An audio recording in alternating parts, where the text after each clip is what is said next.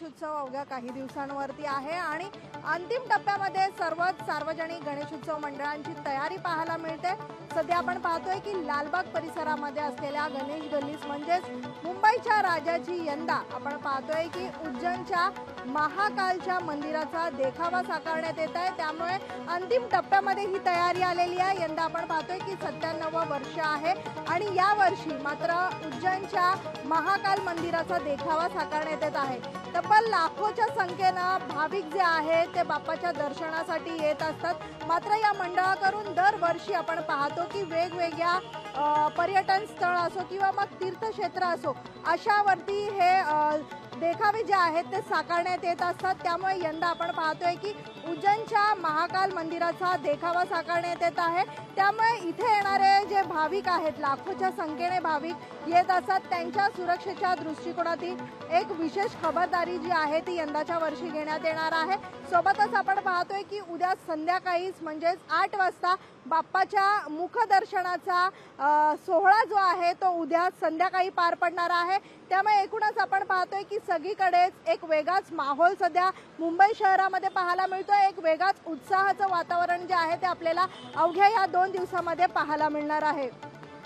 विनीत पेडणेकर सह मीनाक्षी म्हात्रे, लोकशाही मराठी, मुंबई। मुंबईतून कोकणात जाणाऱ्या चाकरमान्यांसाठी आज भाजप नेते नितेश राणे यांच्यातर्फे मोदी एक्सप्रेसला हिरवा झेंडा दाखवण्यात आला।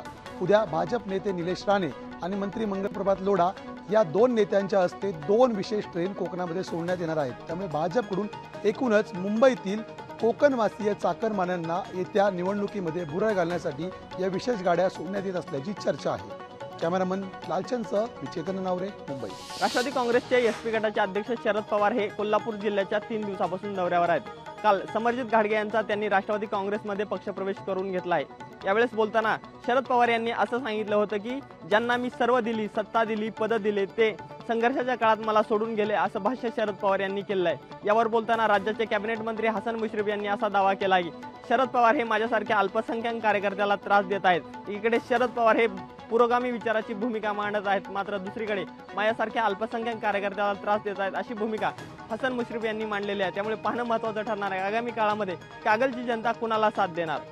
कॅमेरामन सुनील सह मी अजय अडसूळ, लोकशाही न्यूज, मुंबई। राज्यभरामध्ये कोळी समाजाची संख्या साधारणपणे 80 लाख इतके कोळी समाज हा विदर्भ, मराठवाडा, पश्चिम महाराष्ट्र आणि कोकणात विखरलेला आहे। मात्र अजित पवारांच्या राष्ट्रवादीने कोळी समाजाकडे जाणीवपूर्वक दुर्लक्ष केले की काय असा प्रश्न आता राष्ट्रवादी काँग्रेसमध्ये विचारला जात आहे। कारण कोळी समाजाला कुठे प्रतिनिधित्व मिळालं पाहिजे अशी भूमिका आता कोळी समाजाचे नेते घेताना दिसून येत आहे। कारण विधानसभा निवडणुकीत या दृष्टीने तिथे कुठं प्रतिनिधित्व मिळावं, तसेच विधान परिषदेच्या निवडणुकीच्या दृष्टीने किंवा आता 12 जागा जे राज्यपाल कोठ्यातून नियुक्त व्हायच्या तिकडे तरी आम्हाला स्थान मिळावं या दृष्टीने आता कोळी समाज आक्रमक झाल्याचं दिसून येत आहे। कारण कोळी समाजाला प्रतिनिधित्व मिळावं ही भूमिका कोळी समाजांच्या नेत्यांची आहे। भाजपने सुद्धा कोळी समाजाला प्रतिनिधित्व देण्याचं काम भाजपने केलं, मात्र अजित पवारांच्या राष्ट्रवादी काँग्रेसने कोळी समाजाला आतापर्यंत स्थान देण्याचा प्रयत्न होताना दिसून येत नाही। त्यामुळे विधानसभेच्या निवडणुकी दृष्टीने अजित पवारांच्या राष्ट्रवादी काँग्रेसला हा मोठा फटका कोळी समाजाकडून बसण्याची शक्यता व्यक्त केली जाते। त्यामुळे अजित पवारांच्या राष्ट्रवादी काँग्रेसमध्ये कोळी समाज आता आक्रमक झालेला दिसून येत आहे। कॅमेरामॅन ज्ञानेश्वर बागडेचा विकास मेरगणे, लोकशाही, मुंबई। एसटी कर्मचारी कृती समितीकडून कालपासून राज्यभर आंदोलन केलं जात आहे। नागपूरमध्ये देखील हा धरणे आंदोलन दुसऱ्या दिवशी सुद्धा सुरूच आहे। याचा फटका सर्वसामान्य प्रवाशांना बसताना दिसून येत आहे।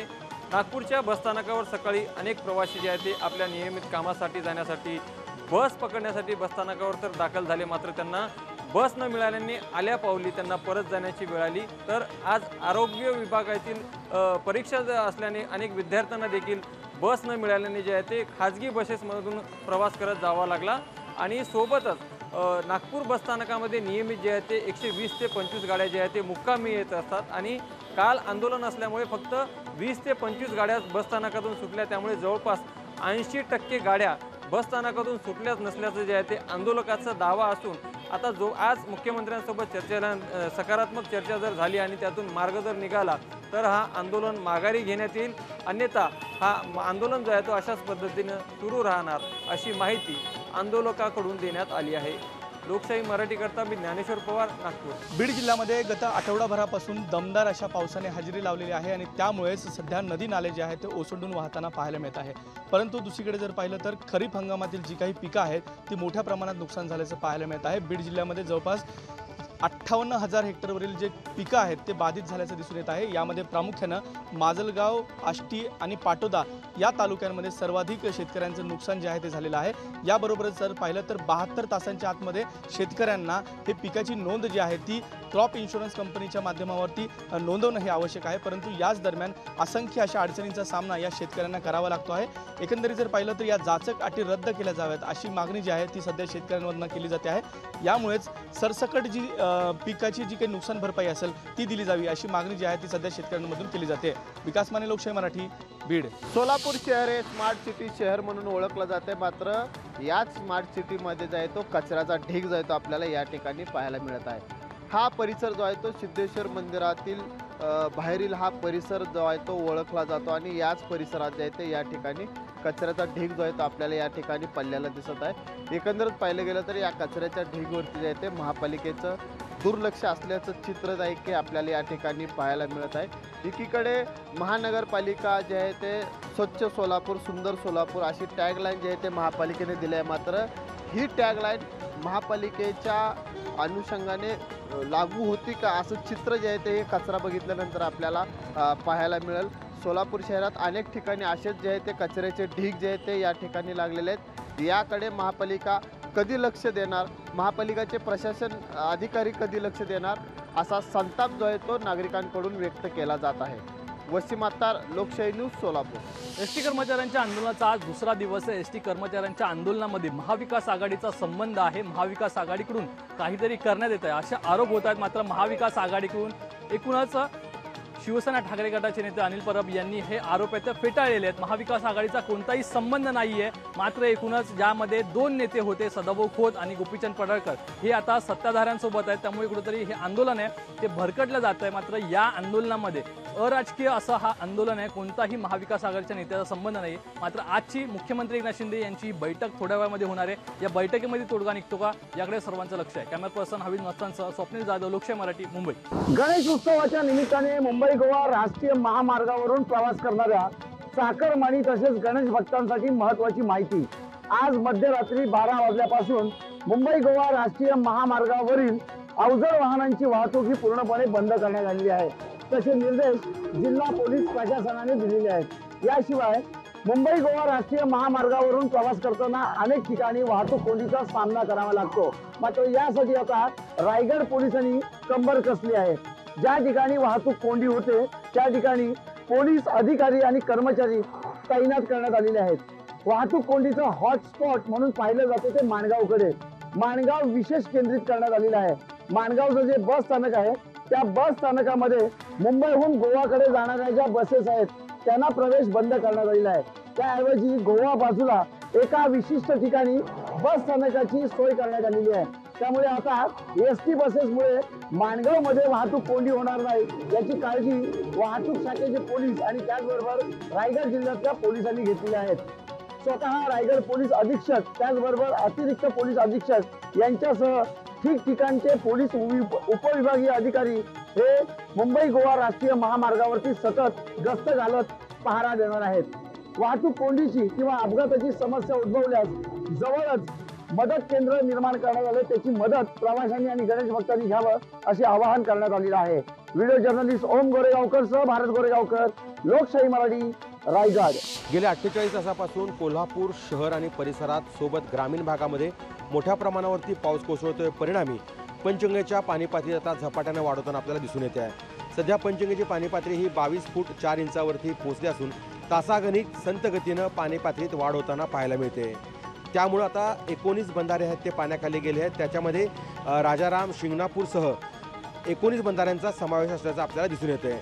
सकाळपासून आज पुन्हा एकदा पावसाचा जोर वाढल्यामुळं राधानगरी धरणाच्या पाणलोट क्षेत्रातही मोठ्या प्रमाणावरती पाण्याची आवक होते. परिणामी पायथा विद्युतगृहातून 1500 क्युसेक पाण्याचा विसर्ग देखील नदीपात्रात होताना आपल्याला पाहायला मिळतोय. त्यामुळे नदीकाठच्या गावांना सतर्कतेचा इशारा देखील देण्यात आला आहे. सत्यजाऊनकर, लोकशाही मराठी, कोल्हापूर.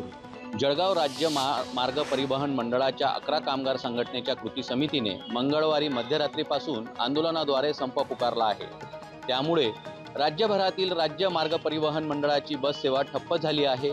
त्यात जळगाव विभागातील 968 बसेसची चाके थांबली होती, तर एसटीचे 15 लाखाचे नुकसान झाले असल्याची माहिती एसटीचे विभाग नियंत्रक यांनी दिली असून एकूण नियोजन फेऱ्या 1926 असून 968 बस फेऱ्या ह्या रद्द झाल्या होत्या।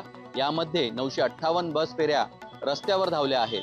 मागील महिन्यात एसटी कामगार संयुक्त कृती समितीने वेतनवाढीसह इतर समस्यांबाबत राज्य सरकारशी चर्चा केली होती। 20 ऑगस्टपर्यंत निर्णय घेतला जाईल असे आश्वासन सरकारकडे दिले होते, परंतु सरकारकडून कुठल्याही प्रकारचा निर्णय आला नसल्याने त्यामुळे एसटी कर्मचाऱ्यांनी वेतनवाढी मागणीसाठी आंदोलनाद्वारे संप पुकारला आहे। सुमित देशमुख, लोकशाही मराठी, जळगाव। संपूर्ण महाराष्ट्रामध्ये एसटी कर्मचाऱ्यांनी धरणे आंदोलन पुकारल्याने एकंदरीत पाहिलं तर अनेक प्रवाशांचे हाल जे आहेत कालपासून व्हायला सुरुवात झालेली। एकंदरीत पाहिलं तर संपूर्ण महाराष्ट्रामध्ये बसेस बंद होत्या आणि अशातच पोळ्याचा सण सुद्धा होता आणि याच पोळ्याच्या सणाच्या पार्श्वभूमीवर जर पाहिलं तर मोठ्या प्रमाणात जे आहे नागरिकांना या जा करण्याकरिता बसेस बंद होत्या। मात्र आज सकाळपासून जर पाहिलं तर यवतमाळच्या बसस्थानकावरती मोठ्या प्रमाणात बस सुरू झाल्याने नागरिकांच्या मनामध्ये जर पाहिलं तर आनंदाचा उत्साहाचा वातावरण या ठिकाणी त्यांच्या चेहऱ्यावर पाहायला मिळतो। मात्र दुसरीकडे जर पाहिलं तर आंदोलनकर्त्यांनी जे धरणेकर्त्यांनी जे आहे केराची टोपली दाखवली का असा सवाल सुद्धा यावेळी उपस्थित केला जात आहे। एकंदरीत पाहिलं तर सकाळपासून शेकडो बसेस या बसस्थानकावरून सुरू झालेल्या यवतमाळ नव्हे तर अमरावतीहून सुद्धा असेल किंवा वर्धेहून सुद्धा या ठिकाणी मोठ्या प्रमाणात बसस्थानकावरती बसेस येत असल्याने नागरिक जे आहेत सुखरूपाचा प्रवास सुद्धा या ठिकाणी नागरिकांच्या वतीने करण्यात येत आहे। संजय राठोड, लोकशाही मराठी, यवतमाळ। राज्यभरात एसटी कर्मचाऱ्यांकडून बेमुदत संपाला सुरुवात करण्यात आलेली आहे। जर पाहिलं तर आजचा या संपाचा दुसरा दिवस आहे। याच अनुषंगाने जर पाहिलं तर धाराशिव जिल्ह्यातील जवळपास 400 फेऱ्या ज्या आहेत त्या रद्द करण्यात आलेल्या आहेत। यामुळं बस एसटी महामंडळाचं जे आहे जवळपास कोट्यावधी रुपयांचं नुकसान होताना पाहायला मिळत आहे। तर जे काही बसनं प्रवास करणारे प्रवासी आहेत त्यांना देखील मोठ्या अडीअडचणीला सामोरं जावं लागत आहेत। विद्यार्थी असतील, ज्येष्ठ नागरिक असतील, ज्यांना कुणाला आपल्या गावी पोहोचायचं आहे किंवा इतरत्र प्रवास करायचा आहे त्यांना मोठ्या अडचणींना सामोरं जावं लागत असल्याचं कुठेतरी पाहायला मिळत आहे। एकंदरीतच आमच्या ज्या मागण्या आहेत त्या लवकरात लवकर पूर्ण कराव्यात हीच मागणी जी आहे जिल्हाभरातील एसटी कामगारांनी घेतलेली पाहायला मिळत आहे। एकंदरीतच यावर आता राज्य सरकार काय नेमकं तोडगा काढतात याकडेच सर्व एसटी कामगारांसह प्रवाशांचं लक्ष लागलेलं आहे। त्यामुळे लवकरात लवकर तोडगा काढावा अशी मागणी जी आहे ती सर्वसामान्य नागरिक असतील, एसटी कर्मचारी करताना पाहायला मिळत आहेत। ओंकार कुलकर्णी, लोकशाही मराठी, धाराशिव। पंढरपूर मंगळवेढा विधानसभा मतदारसंघामध्ये सध्या निवडणुकीचं वारं घुमू लागलंय। इच्छुक आणि संभाव्य उमेदवारांनी मतदारांशी थेट संपर्क साधण्याचा प्रयत्न चालू केलेला आहे। यामध्ये प्रत्येक उमेदवार आता थेट आपल्या लाडक्या बहिणीला साथ घालतोय। भाजपचे आमदार समाधान आवताडे यांनी मतदारसंघातील हजारो बहिणींना रक्षाबंधनानिमित्त ओवाळणी म्हणून साड्यांचं वाटप केलं। तर माजी आमदार प्रशांत परिचारक यांच्या समर्थकांनी परिचारकांच्या वाढदिवसानिमित्त हजारो विद्यार्थिनींना सायकलचे वाटप केले। मनसेकडून उमेदवारी जाहीर झालेले मनसे नेते दिलीप धोत्रे यांनी समाजातील वकील असतील, डॉक्टर असतील, इंजिनियर्स असतील अशा प्रत्येक घटकाचा गौरव करून त्यांचे मेळावे घेऊन थेट आपली भूमिका मांडण्यास सुरुवात केलेली आहे। तर दुसरीकडे आरोग्यमंत्री तानाजी सावंत यांचे पुतणे अनिल सावंत हे राष्ट्रवादी शरदचंद्र पवार पक्षाकडून निवडणूक लढण्यास इच्छुक आहेत। त्यांनी देखील मतदारसंघातील हजारो कुटुंबांना गणेश उत्सवानिमित्त गणेश मूर्ती वाटप करण्याचे नियोजन केलेलं आहे। एकंदरीतच अद्याप निवडणुकीची घोषणा झाली नसली तरी सुद्धा इच्छुक उमेदवारांनी आता आपल्या पक्षाचं चिन्ह, आपलं पक्ष न सांगताच थेट आपला संपर्क मतदारांशी सुरू केला आहे आणि यामध्ये आपल्या लाडक्या बहिणीला मानाचं स्थान दिलेलं आहे। अभिराज उबाळे, लोकशाही मराठी, पंढरपूर। एसटी कर्मचाऱ्यांनी पुकारलेल्या संपाचा परिणाम संपूर्ण राज्यभरामध्ये पाहायला मिळतोय। कारण कर्मचाऱ्यांनी जरी संप पुकारलेला असला तरी सर्वसामान्य जनता पूर्णपणे त्रस्त आहे। कारण सर्वसामान्य ग्रामीण भागातील जीवनवाहिनी म्हणून ओळख असणारी लाल परी आता कुठेतरी थांबलेली आहे। प्रलंबित मागण्या पूर्ण व्हाव्या त्यासाठी कर्मचाऱ्यांनी हा संप पुकारलेला असताना लाखो रुपयांचं, कोट्यवधी रुपयांचं एसटी महामंडळाचं नुकसान झालेलं आहे। मात्र दुसरीकडे सर्वसामान्य प्रवाशांचे अतोनात हाल झालेले आहेत। कारण वेळेवर काही जणांना गाडी मिळालेली नाही आहे, तर महिला असतील, वयोवृद्ध नागरिक असतील किंवा त्यासोबतच लहान मुले असतील यांचे अतोनात हाल झालेले आहेत। त्यामुळं ऐन वेळेला यांनी या पुकारलेल्या संपामुळे सर्वसामान्य जनता पूर्णपणे त्रस्त झालेली आहे। तर एसटी महामंडळाने याआधीसुद्धा बहुतांश वेळा कर्मचाऱ्यांची समजूत घालण्याचा प्रयत्न केला, मात्र कर्मचाऱ्यांनी हे ऐकलेलं नव्हतं. त्यानंतर आता पुन्हा एकदा संपाचं हातर उपसल्याच्या नंतर जनतेचे मात्र अतोनात हाल होत आहेत. कारण बसस्थानकावर फक्त प्रवासी पाहायला मिळाले, कारण बस गाड्या संपावर गेलेल्या होत्या. कर्मचाऱ्यांनी पूर्णपणे स्टिअरिंग बंद केलेलं आहे. मागण्या पूर्ण झाल्या तर स्टिअरिंग हातात घेऊ, हा त्यांचा पावित्रा जो होता तो कायम असल्याचं या ठिकाणी देखील पाहायला मिळालेलं आहे. याआधीसुद्धा उपोषणं झाले, त्यांची आंदोलनं झाले, संप त्यांनी पुकारलेला होता. मात्र दरवेळेस सर्वसामान्य जनताच वेठीस धरली गेली आणि त्यांच्या अतोनात हाल झालेले आहे. त्यामुळं सर्वसामान्य जनतेचे हाल पाहिल्याच्या नंतर दुसरीकडे महामंडळाचं कोट्यवधी रुपयांचं नुकसानही झाल्याचं देखील समोर आलं आहे. सचिन बडे, लोकशाही मराठी, छत्रपती संभाजीनगर. लोकशाही मराठी, ऐका, पहा, जागरूक रहा.